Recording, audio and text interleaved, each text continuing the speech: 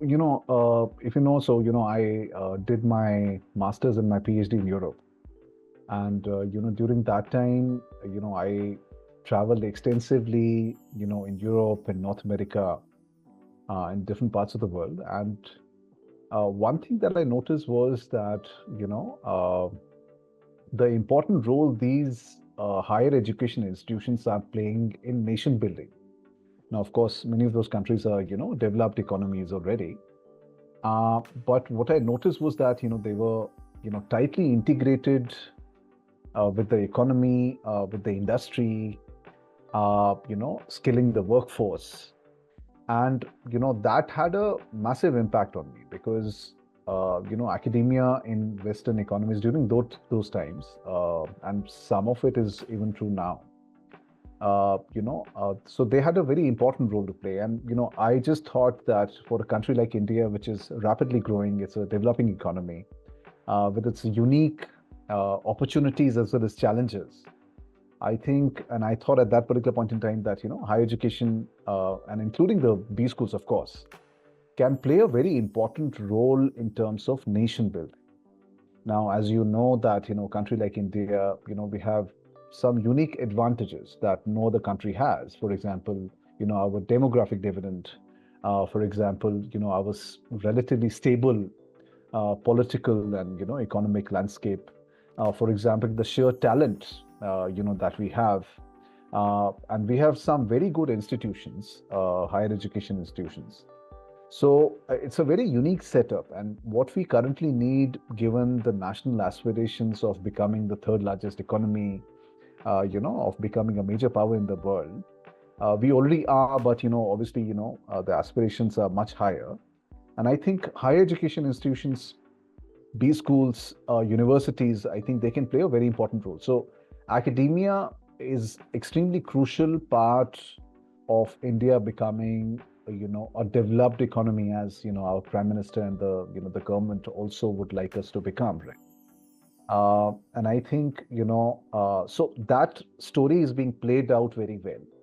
And I'm privileged to be part of this story, to be able to contribute in a very small way towards, skilling our workforce and making sure that, India is on its way to become a developed, economy. So,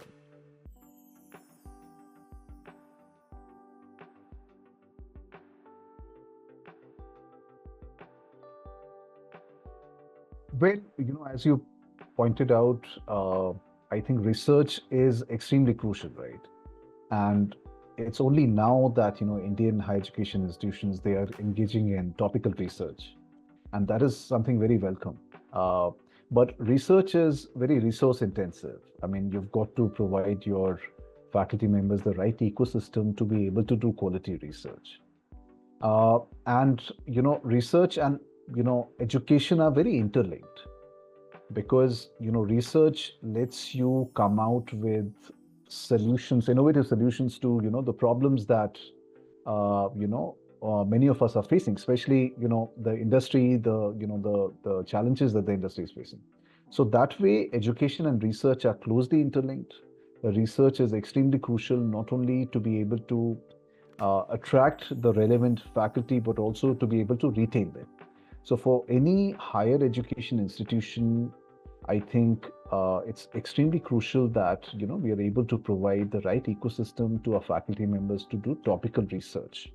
Because what happens is that if your faculty members are doing, good quality research, that research finds its way back to the classrooms. So because for, any degree, if you are, the students are interacting a lot with your, in-house faculty members. So if the faculty members are doing, cutting edge research, and therefore, coming out with solutions to a variety of different problems, that knowledge is also finding its way back to the classrooms. And therefore, the students are getting access to, latest know-how on a variety of different topics. So education and research that way are, closely interlinked. What we certainly need to do, I think, in our context, is we need to figure out and, plug the gaps between academia and industry. I think that is one area where I think, we can certainly improve a lot. So we need to figure out that all the research that our faculty members are, engaging in, that is closely aligned to the opportunities and the challenges that the industry is facing. And that way, it'll be a win-win situation for everyone, because if you are trying to solve problems that the industry is facing, there are good chances that you'll get a lot of funding from the industry as well, right? And that way, it's a win-win for everyone, because higher education institutions, the kind of ecosystem that they have, is geared towards doing highly rigorous research. If you talk about the top institutions in India as well, right? And that ecosystem might or might not be available to the industry. So that way, it can be a win-win for everyone. Uh, the difference between, that I find between, Indian higher education institutions and foreign higher institutions, one of the things is that, they are very closely interlinked with the industry. So especially with the B schools, right? So here in India, I think, we can work on that aspect. That's the reason why education and research are closely interlinked.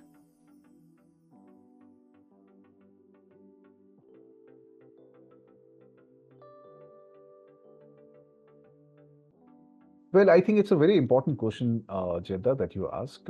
So there is no one, solution to this issue. I think what happens is sometimes is the faculty members, the kind of research that they're doing and the kind of teaching that they're doing are not exactly same, right? And therefore faculty members sometimes find difficulties in terms of channelizing the research findings in their curriculum, right? uh, and then there are other challenges that the kind of research that many of the faculty members do, it's very academic in nature, it's very theoretical.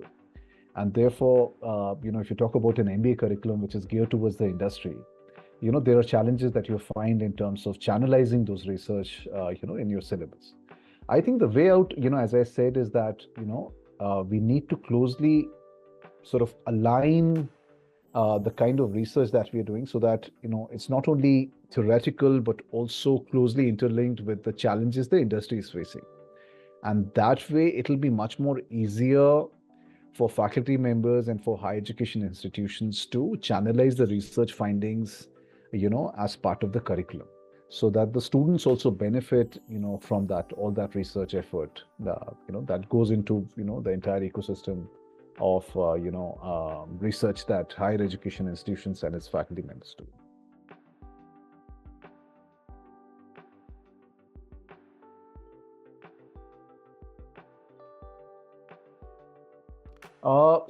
MBA has evolved over the years. I think since the time that it was first offered, I think in the early 1900s, the name MBA might have remained the same, but it has gone through multiple changes, and I think those changes are just a reflection of the multiple changes the industry has gone through, right? So the MBA degree, in a way, it's just responding to those changes, so that the MBA graduates are suitably trained to what the industry is asking for. In recent times, I think one major thing that has happened, Jelda, is that tech has become mainstream. So technology is playing increasingly very important role in terms of solving the day-to-day problems of what the businesses are facing. So any MBA graduate needs to be tech savvy, right? So I think that is something. If you look at any of the large corporations, when look at any of the startups, I think tech is at the forefront of solving their business problem and trying to achieve their business objectives. Now, tech might not be the only thing that they do, but there's certainly businesses are leveraging technology to achieve their business objectives. So that is certainly, that the MBA grads need to be tech savvy. The second thing, I think, over the years, and certainly in the current landscape, nobody can escape AI and the effect that AI is having on the different aspects, of what businesses are facing. I think what is really happening is that businesses are increasingly incorporating the AI technology and its related technologies into day-to-day operations. And I think all the more reason that business students need to be privy to that technology. They need to be able to use that technology to become, to become an efficient version of themselves. I think, that is something that is just important. The other thing, that has happened, and over the years, even though, some might argue that, businesses operate within the national boundaries, but this whole idea of globalization, I think, whether it's a small or a large business, I think some aspect of it, the business deals with people and organization outside their national boundaries. So the business grads need to be able to be comfortable with dealing with people from different cultures, different languages.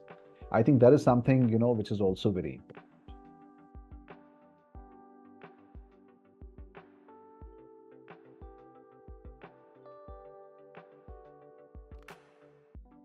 Well, that's again very important question. I think, at Jindal Global Business School, we realized that, technology has become mainstream, and therefore our business grads need to be able to be comfortable, with different technologies that the industry is currently, using. So one of the things is that, we have forged collaborations with multiple organizations, including Amazon, including SAP, including IBM, and that enables us to offer, different courses, different tech courses to our business students. We also offer them opportunities to do certifications provided by, these organizations. So that helps them become future ready. So this is something that we're doing. We're offering also multiple courses that are, aligned towards innovation, problem solving, technology, for example, design thinking, or, talk about critical thinking and analysis, courses like Python, courses on AI, courses on, the latest tech, in a variety of different courses, whether they are core subjects or elective subjects, so that our students get to understand how exactly the latest technologies are changing the business landscape, and what a newly graduate, MBA student, whether in the form of leader or a manager, needs to do to be able to add value to an organization.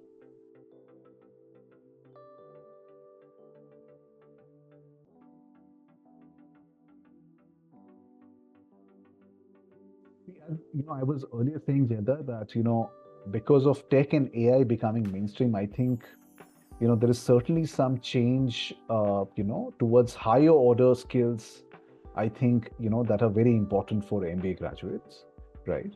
So certainly, tech savviness is something which is extremely crucial. But given the, mainstreaming of this AI related technologies, I think what the business grads need to do is to be able to understand and to be able to execute higher order skills. For example, ambiguity tolerance, for example, being able and comfortable working with different, cultures, for example, having an inquisitive mindset. Then there are, certain things which never change, and certain qualities and skill set, whether it's 1950 or 2023 or, even 2050. I think people need to, take ownership, right? And a strong work ethic. So of course, domain knowledge is important, but there are some things like honesty and, perseverance and, a strong work ethic that has never changed. So, of course, AI and tech and all of this is important, but ultimately, MBA grads need to understand why they are being hired by companies, and that is to solve their day-to-day problems, right? Whether as a manager or as a leader.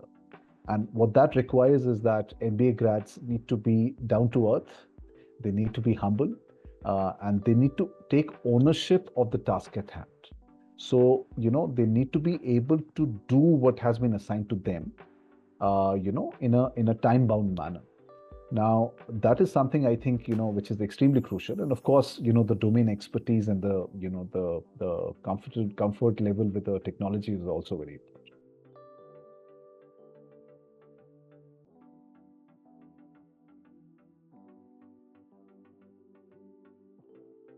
So you're absolutely correct. I think, there has been some, there are multiple reports saying that, many MBA institutes are finding it difficult, to place their students for internship opportunities for placements.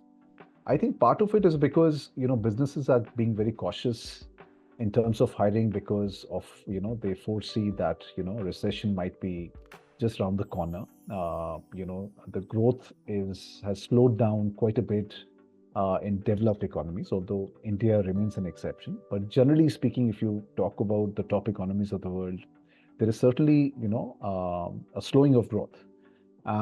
And that means that organizations are very cautious about how many new workforce to add, right?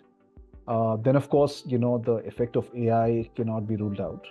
So businesses are very rapidly integrating AI technologies, and that is also taking an effect. And finally, I think just the sheer number of MBA graduates in the market, because there are so many institutes now. So there is a bit of a glut in terms of how many MBA grads are there. So all of these reasons, you see that there has been some sort of an effect on the hiring trends. My sense is this is going to be temporary. Once the economy picks up worldwide, I think companies will again start hiring. But there is certainly some effect that you can see, right? However, I think having said that, it also remains a fact that business grads with the right skill set, they are still getting hired. I think if you have the right experience, if you have the right mindset, you've done your degree from a good branded institute, right? I think they're still being hired. So I don't see a problem there.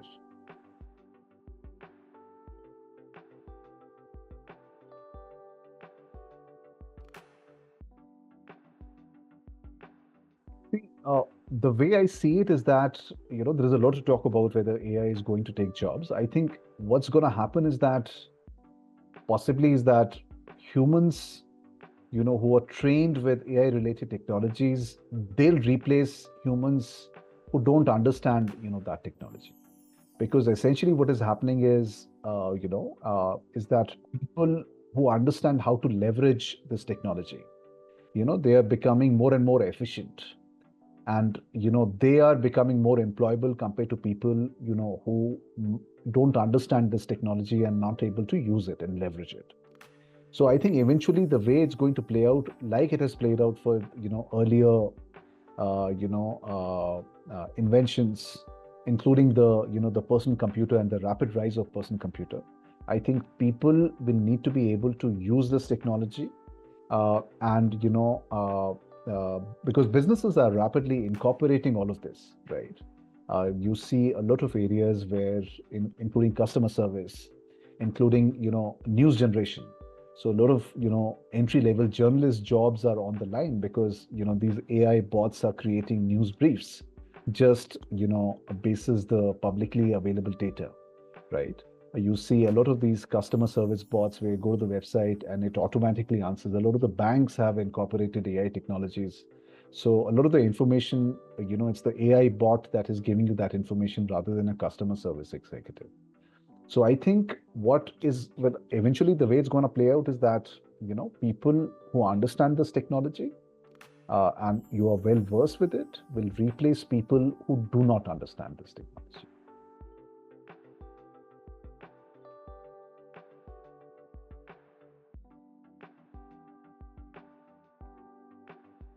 Right. So if I just focus on management education, because otherwise, there are multiple aspects to this particular question. But if we just focus on management education, I think, there is a clearly a unique positioning, that I can see because of the sheer size of the country, because of the very unique opportunities and challenges that India faces, right?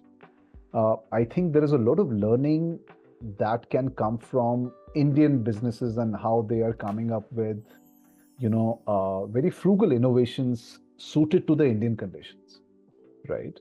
So if you look at a lot of the innovations that are happening in the Indian space in different industries, right, whether by for-profit or not-for-profit or government organizations, including the way ISRO, operates, right, at a fraction of the cost of what the Western organizations do.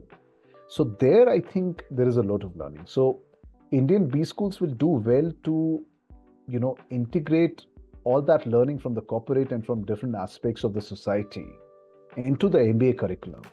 For example, we use case method a lot, right? Where we discuss different organizations and how they have dealt with a variety of different challenges. So Indian B school space and Indian management education would do well to incorporate these very unique sort of, ways in which, you talk about frugal innovation, you talk about the way Indian organizations have, leveraged the resources available and come out with solutions which are very frugal, which are very cost effective, right? And very successful as well. So there, I think there is a lot of, learning, and that can become a very unique positioning for us to be able to, offer to, other students from across the world.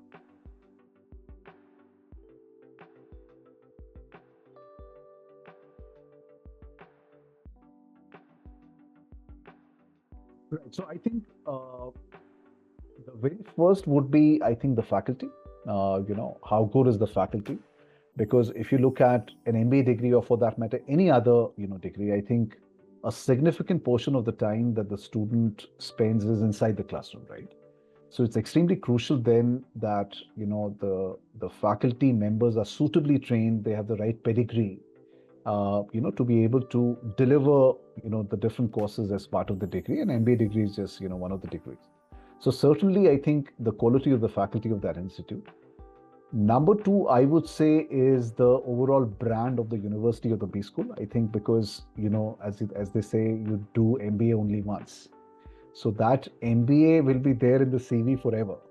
So it's very important to have the right sort of brand on your CV, because, that will stay forever. So the brand of the university or the B school, where the person, wishes to take admission in. Number three, I would say, is the peer group.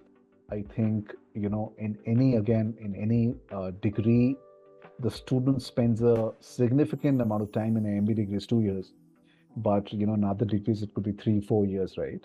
So you spend a considerable amount of time, and a lot of learning happens not only, from the faculty and from the courses, but also peer learning. So it's extremely crucial. Therefore, how's the peer group? How cosmopolitan is the, environment? What is the, different areas of the country or the world the students are coming from? What is the diversity? What is the gender diversity or geographical diversity? I think, that is extremely crucial, because students learn a lot from their peers. The another factor, I think, for an MBA degree especially, is of course the placement record, because what are the different companies that come to the campus, what's been the trend in terms of not only the salaries, but also the kind of profiles that are being offered to the students of that particular B school. Because a lot of the students, obviously, let's face it, MBA is a job-facing degree, right? So many of the students do it because they would like to go up the corporate ladder. So I think the variety of the profiles and the the brands that are coming to the campus for recruitment purposes, I think that is also very important.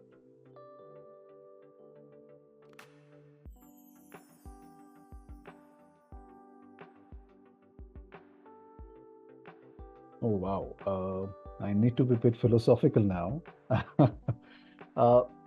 So I think, so traditionally, I think our society forces us to define success in a certain way. I think so, right? And that is in a very materialistic term, which is fine. I mean, I don't want to judge, but which is actually also true that, success is defined in very, in monetary terms, in materialistic terms, how much you make, how many apartments you have, what's the make of the car that you drive, so on and so forth, right? But my sense is, given the experience, I can say now that I think we need to define success in a much more holistic manner, right? I think money is not success as far as I'm concerned. I think, happiness is success. I think your health, is success. And when I say health, I mean not only the physical health, which is of course very important, but your mental health, your spiritual health. I think, your family life and how fulfilling that life is, that is success. And of course, money is important. I'm not trying to say that money is not important. Money is a very important aspect of anyone's life. Money, but I think money is just a means to success. Many a times what happens is we equate success with money, and money becomes the end result, which is problematic. I think money is just a means to buy your freedom, right?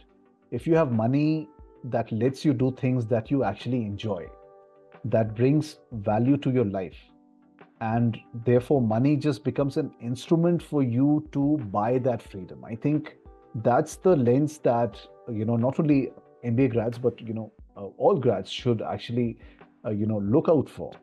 So success is a much more holistic term. I think you need to focus on your own priorities, and the beauty of this is that for every person, that is very different, right? And that should be different because we're not machines, we are humans. So all of humans, we are different, and the way we see is different. What makes this actually complex is that for the same person, with time, your priorities also change. So the way you might define success when you are in your early 20s is very different when the way you define success after you're 40 plus, right? And then in your 60s. So it's a constantly evolving process. But what I would certainly say is that don't run after money. I think money is important, but money is not the end result. Money is just a means to buy your freedom so that you're able to do things that you truly enjoy.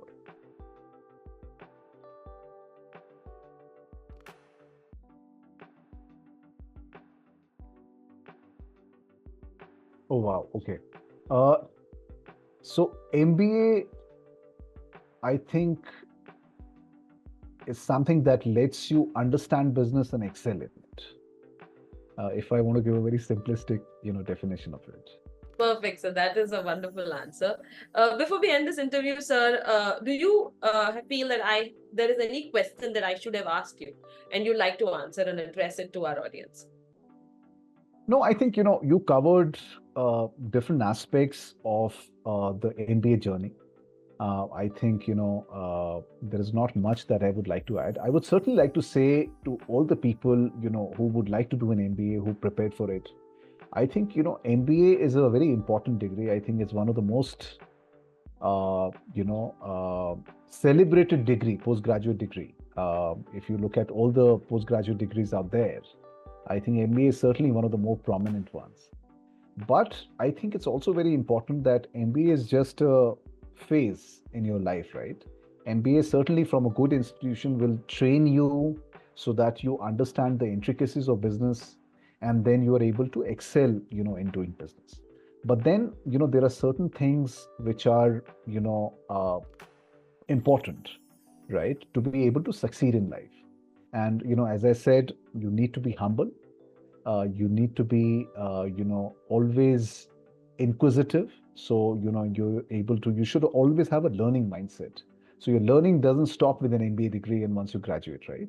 So be humble, be prepared to take ownership of whatever, life throws at you, and have perseverance, because, failure will come. It's an, inevitable part of your life, right? But you should be able to take it in the right stride and keep going. Got it, sir. So thanks a lot for being for agreeing to do this interview. Your insights were wonderful. I am really excited for our readers and our audience to interact with this and come back with to us with great feedback. No, thank you very much, Jilda, and I would like to thank all the team members at Pagal Guy for for having me as part of this conversation. I really enjoyed it. Thank you very much.